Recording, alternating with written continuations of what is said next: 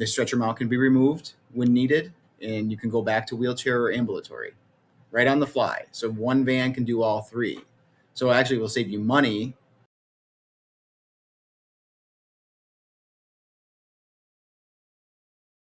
John, thanks so much for being here. Welcome to the Duet NEMT Growth Podcast. You're the first time we've had a vehicle manufacturer on the podcast, so I'm really excited to get your perspective and hear what you have to say. Yeah, thanks for having me. This is going to be exciting. Cool. So before we get into the meat of it, give me a little background on you and Fenton Mobility. Like, how did you guys start? What's the reason Fenton Mobility exists? So Fenton Mobility is a family-owned company. Actually, my brother-in-law is the president, Scott Fenton. In the early '90s, his father saw a demand for putting lifts in lifts in full-size vans, and then it's just grown since then into this place that we're in now, and it's pretty cool. Yeah. And a lot of companies in the vehicle space are buying someone else's vehicles, used or new, and then sort of retrofitting them. Hmm. You're different in that you're manufacturing the parts yourself. Can you tell me a little Correct. bit about like what that changes from the perspective of the end user who's buying the van? So that changes drastically because we can control the costs all the way from start to finish. We control it the whole way. So I mean, we know how much the parts cost to make, and they're all compliant as well.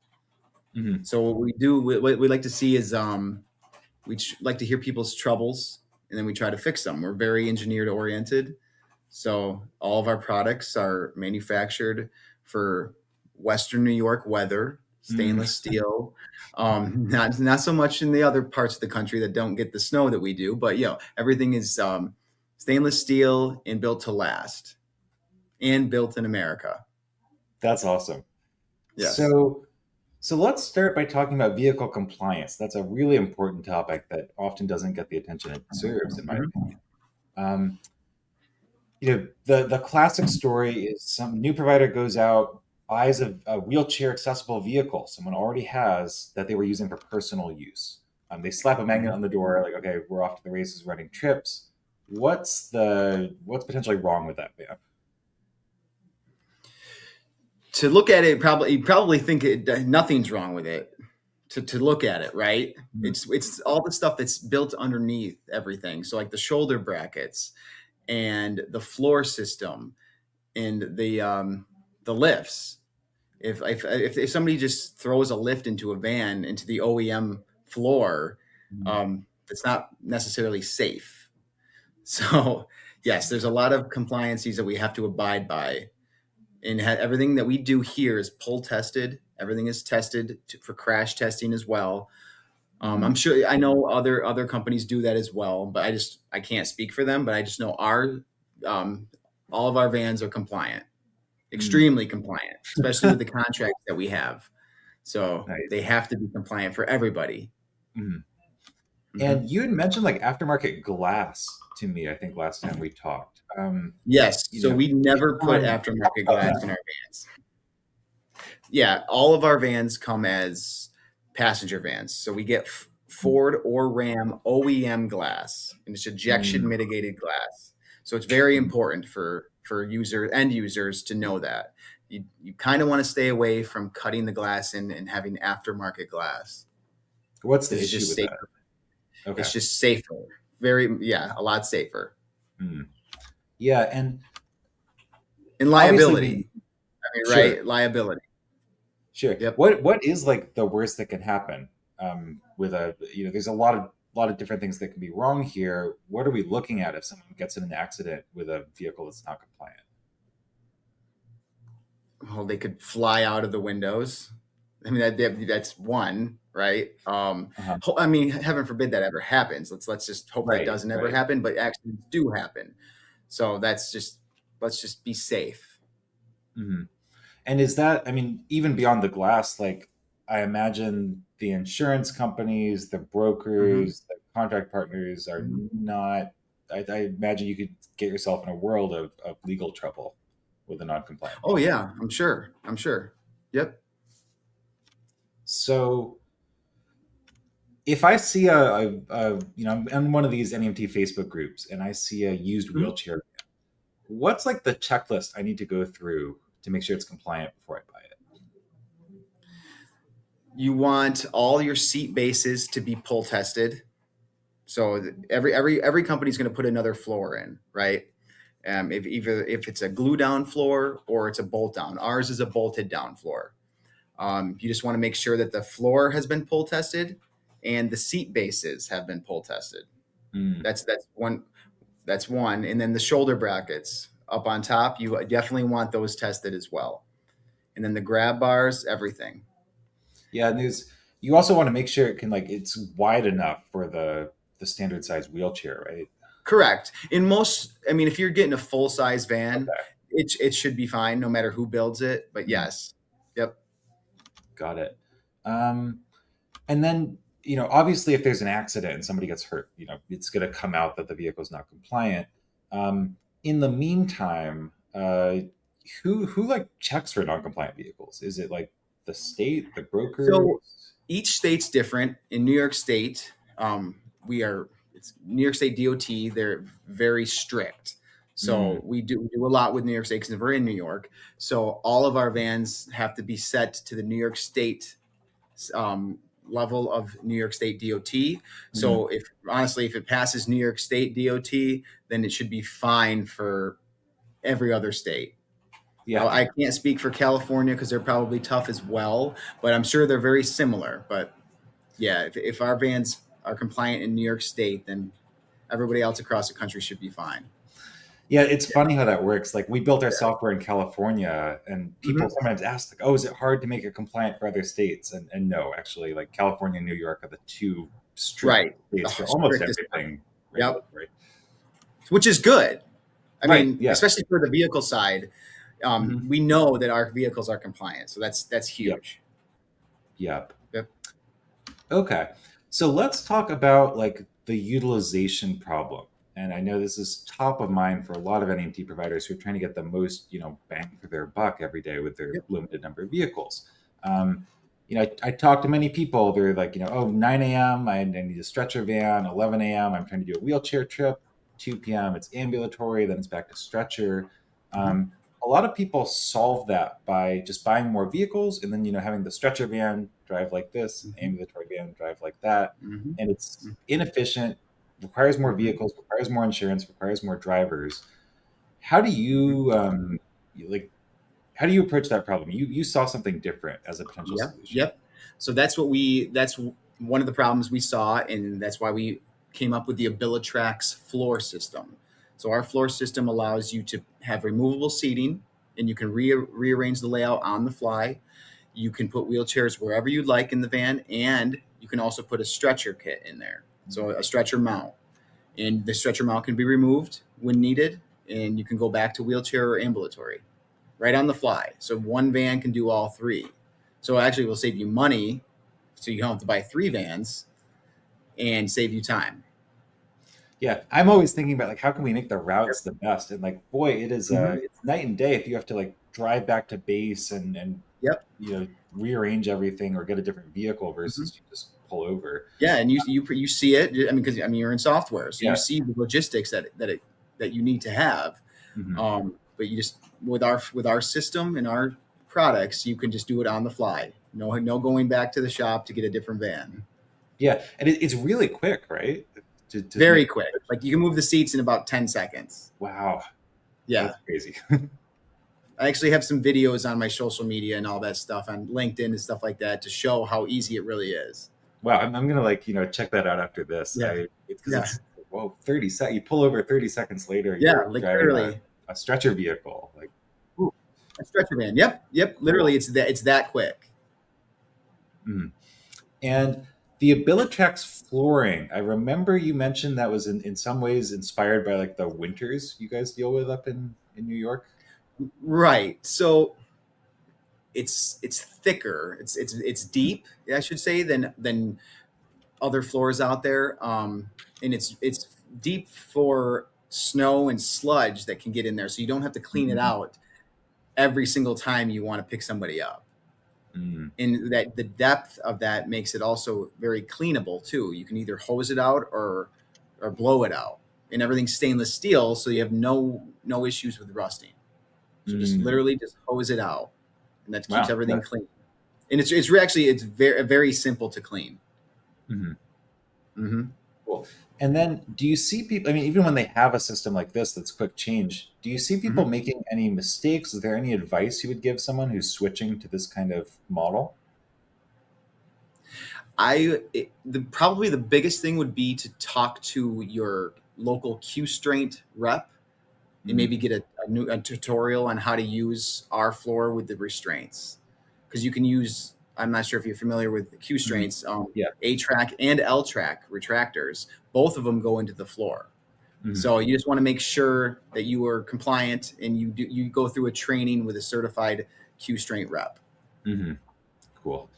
And then, I mean, obviously, this is you could maybe fit a lot more trips into the day with this kind Yes. of switch up. Do you have any stats off the top of your head on like revenue Oh, differences or trips or I've tried that. I'm working on this data right now uh, because we're also working on a power door as mm, well. So the driver pulls up to a stop, presses the button, the door automatically opens. We're trying to figure out the data on that to see how much time people are actually going to save. mhm. And I'm sure it is. It's going to save some time, but I just don't have that data at the Fair, moment. fair. Right. Yeah, I mean, 30 seconds per trip, you're doing, 1,000 trips a month. That adds up. Yeah, that's going to save a lot of time. Yep. Cool. So oftentimes, I'm on a software demo and people are like, James, what kind of vehicle should I buy? And, I send them to, people like you or other vehicle manufacturers Mhm. because, it's a tough question and it depends a lot on their needs. Um, you know, help me walk through or help us walk through the decision tree of like, side lift or rear lift, like minivan or full size. Mhm. Who should buy what?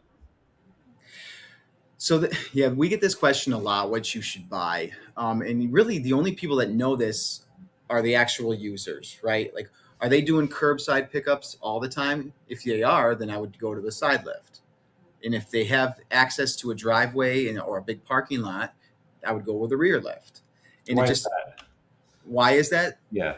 So if you're in a busy city street and you pull up to a curb, you don't want people to go outside into the back. You want to drop the wheelchair off onto the sidewalk, right? Mhm. But if you're in a more rural area with less traffic, then you can use the rear lift. So everybody's different. There's different circumstances. And for minivans, I mean, they're smaller, but they have better gas mileage. Mhm. In full size, you can get less gas mileage, but carry more people. So it's up in the air and it's just the end user and what they're doing and what they need is basically what we suggest. Mhm. We're a full size van upfitter. We don't do minivans. So, I mean, but if somebody doesn't need a full size wheelchair, this van, that's fine with me. Mhm. Go to the minivans. Makes sense. Mm-hmm. And if we're thinking about when to pick a full size van over a minivan, Mm-hmm. what's your thought? When you're getting more trips, you can carry more people at one time. Hmm. I would definitely suggest going to the minivan or to the full size van. And I mean, with our van, you can do all three real quick. So Right. instead of buying one minivan that can haul only two people at a time, roughly, and two wheelchairs, then you go to a full size van. You can do three wheelchairs at one time, and then do a stretcher on the next Right. trip. So you can make more money off one trip if logistically it works out. That's Yeah. where the software company comes in. And we try. And I know people who also like, they'll maybe have a stretcher in the van and, keep it in the van while they load up one wheelchair passenger, drop them off, and then it's back to stretcher work. So then they avoid having to run Mm-hmm. back to base, drop off the big stretcher. Mm-hmm. Yeah, that's a possibility. Hmm. It does get a little tight with a Right. stretcher and a wheelchair, but it is doable. Yeah. And you and I have talked about this. People put stretchers in the back of like Siennas. It's just sort of Mm-hmm. a fact about the industry. Um, Mm-hmm. so Let's talk about like upfitting and warranties. So you told me, I mean, unlike some other manufacturers, you're drilling and bolting. You're not doing like structural cuts. And if Correct. I understand it Yep. right, the upshot of that is like the factory warranty survives. Hmm. Yep. Why is that Yes. relevant to the end user? So if you buy a brand new van from us, we do no structural modifications. All we do is drill the floor, like you said. That obtains the OEM warranty. So for a Ford or a Ram, you'll have the 3 year, 36,000 mile warranty still. So that's a really big deal. Um, Mm, very big deal. So you can obtain that warranty. Yep. okay. And then you That's can always extend the warranty as well mm, from the OEM warranty. okay. Yeah, yeah. I see the Hmm. appeal. Yep. So let's talk about electric vans. I work with a California fleet. They're all electric. Really great operation, but they have a couple like full size E vans, and like other people, these vans are getting like they're doing one trip and then they're stopping to recharge. They're struggling sometimes to get like 50 or 100 Right. miles. Um, Right. you've engineered around this. You saw this Hmm. problem. Um, what is like I, what do you see as the real problem here, and like how did that lead you to your solution? Okay. So yeah, a Ford OEM e-transit van, we get them as cargo vans, right? So they have windows in them, but nothing else. So we have to add aftermarket interior and heat, and then you add a lift, and then all the weight. So by Mm, the time you do all of that, the aftermarket heat, lift, and the weight, the OEM battery really struggles with that. mm, And especially if you're going up hills or in bad weather, that's going to drain the battery even more. So we came up with the secondary battery that will run the aftermarket rear heat and lift. And then you can obtain most of your OEM battery to run the actual vehicle. mm. But then you still have to worry about some weight there because the batteries are heavy, Uh-huh. and then the floor is heavy, the lift is heavy, and the passengers can, with the seats, that can be heavy. So you really have to be strategic when you get into the E vans. Mm. And New York City Transit bought these vans from you, right, with this Yes, New system. York City. Yep, New York City Transit uses them. Yep, and we put the What secondary battery in all of them. what convinced them that this was worth it? So New York, like a lot like California, they're trying to go green, right? So they needed to do an E van. Mhm. They just saw the differences of the two. Um, OEM with no secondary battery, you're going to get barely hardly any mileage. If you're going to do all these routes, then you're going to need something to pick up all these people. So we came up with a secondary battery, and then they liked the idea, so they've bought quite a few. Mm. What does the mileage difference look like, you know, in So general practice? I in realize a it's tough. it's tough because there's a lot of variables: wind, weather, Mm, weight. So in a plain Jane, no seats in the back cargo van with windows, you're roughly going to get like 100 miles on an OEM, uh, especially if you're going over hills and stuff like that. Now you're going to probably retain that with a secondary battery. You might be going to like 90 miles on a charge mm, with the secondary battery. But without the secondary battery, you're probably going to get roughly like 50 to 60 miles per mm. charge. Okay, So so it's a big difference. looking at like, 35, 50%, or more like increase in range. Right, right. So Awesome. you really need to be strategic on who you're picking up and when you can get back to recharge. Yeah. It really works with a fixed route that you know how far you're going to go, how many Mm, people you're going to pick up. yeah. And, I'm in California. I've seen the same kind of like pressure from public transit, pressure from, to apply for grants. Like, electric vehicles can give you a big leg up sometimes Yeah, on like local yeah. grants. Um, that aside, and I totally see the appeal there. That aside, for someone who is not able to tap into any additional like business or something from an electric vehicle, is it worth it? Do you think? What do you think the future of this segment looks like? I don't think it's worth it, especially for an NEMT Uh-huh. user. Public transit properties, yes, they're getting the funding. They're doing fixed routes. For an NEMT provider, I honestly would strongly advise against the EVAN because Mhm. they are expensive. First off, maintenance, and then just the charging of it. You're not going to get the mileage that you want. Yeah. They are cleaner, 100%. Yes, Mhm. they are. You're just not going to be able to use it like a gas, and Yeah, that's so the it's bottom line.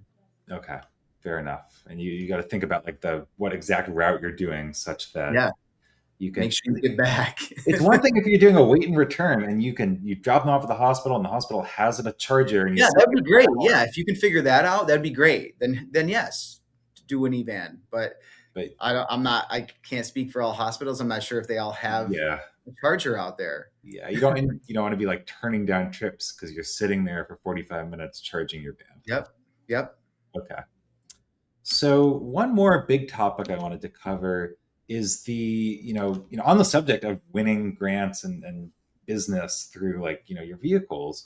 I wanted to talk about, this Buy America program and sort of how using vehicles that are made in America can help NEMT owners. Could you walk me through a little bit how that how that program or uh, government system works and why that might be relevant to some of these, county transit school contracts? Yes. So I'm not on the government side of the sales Mhm. group here, but yes, 100%. Anything that's Buy America, we qualify for. I mean, Uh-huh. everything is built right outside, um, right in America. So I mean, we everything is compliant, built in America, by America. So yes, we do win a lot of contracts because of that. Yes. Hmm. Okay, so Hmm. you definitely I can't some. speak for everybody in here because I'm not on the government side, but yes, it definitely helps. Mhm. Yeah, it's sometimes. I mean, sometimes it's required, right? Like you must be compliant Correct. to bid on the Yep. contract. Yep. And sometimes it's like, oh well, I have made in America electric vehicles, and like maybe the city of LA doesn't explicitly require that, but boy, they are probably more likely to work with you. Correct. Yep. Yep. Absolutely. Cool. All right. So trying to be really practical and useful here for the Sure. viewers. If an owner is buying their next van in the next 90 days, Hmm. what's the one thing they should do before signing that most people skip? One thing. First off, if they're new, I would recommend getting the clients first before they're buying their van, That's so so they true. have people to pick up. I learned that from some very smart ladies that I'm here talking all the time. But yeah, that would be number one. Yeah, number two would be a compliant vehicle, and then number three, what do you want to do with it? Do you want to pick up stretchers, ambulatory, or wheelchairs? And that's just pretty much what you have to figure out. Hmm. Or I mean, that's where we come in, and you can do all three. So, Nice.